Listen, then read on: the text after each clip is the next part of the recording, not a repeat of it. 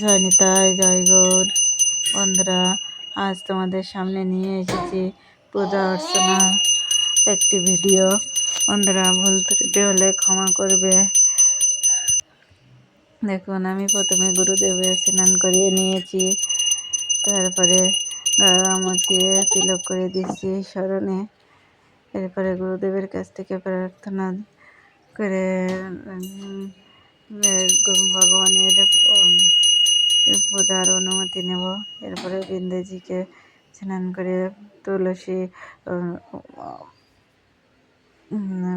বিন্দেজিকে স্নান করে আমি চন্দন মাখিয়ে পুষ্প দিয়ে দিয়েছি। বন্ধুরা, ব্যাকগ্রাউন্ডে আমার বাবুর কথা শোনা যাবে, কিছু মনে করবে না। দেখুন, তারপরে আমি ভগবানের স্নান করে নিয়েছিলাম, সেটা বাদ দিয়ে এডিট করেছি। তারপরে গা মুছিয়ে সবাইকে চন্দন করে দিচ্ছি। দেখো, একে একে সবাইকে চরণে চন্দন করে দিব। তারপরে আমি হচ্ছে ভোলানাথকে স্নান করাবো। আমার ঘরে ভোলানাথ আছে। দেখুন, ওং নমঃ শিবায় নমঃ, ওং নমঃ শিবায় নমঃ। এভাবে স্নান করে নিয়ে আমি এই ভোলানাথের চন্দন করে দেব, চন্দন মাখিয়ে দেব। এবার দেখুন, চন্দন মাখিয়ে দিচ্ছি। তারপরে আমি সে মহাপ্রভু নিতাই চাঁদকে তুলসী দেব চরণে।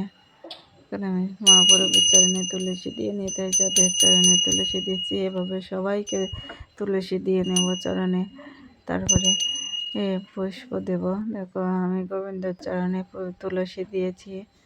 এবার রাধারানী গোবিন্দর চরণ তুলসী রাধারানীর মস্তকে দেব। এভাবে সবাইকে আমি তুলসী দিয়ে নেব। তারপরে এবার পুষ্প দেব মহাপ্রভুর চরণে। দেখো, মহাপ্রভুর চরণে আমি পুষ্প দিচ্ছি। এবার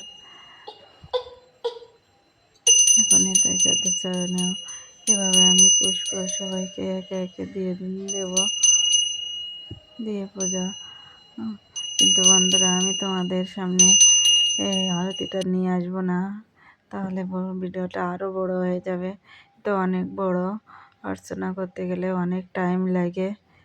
তারপর আমি ছোট 3 মিনিটের ভিতরে সব দেখিয়েছি, অনেক কিছু বাদ দিয়েছি, তার জন্যে ক্ষমা করবে। আমার ভুল ত্রুটি ক্ষমা করে দিও তোমরা। অনেক কিছু ভুল হতেও পারে।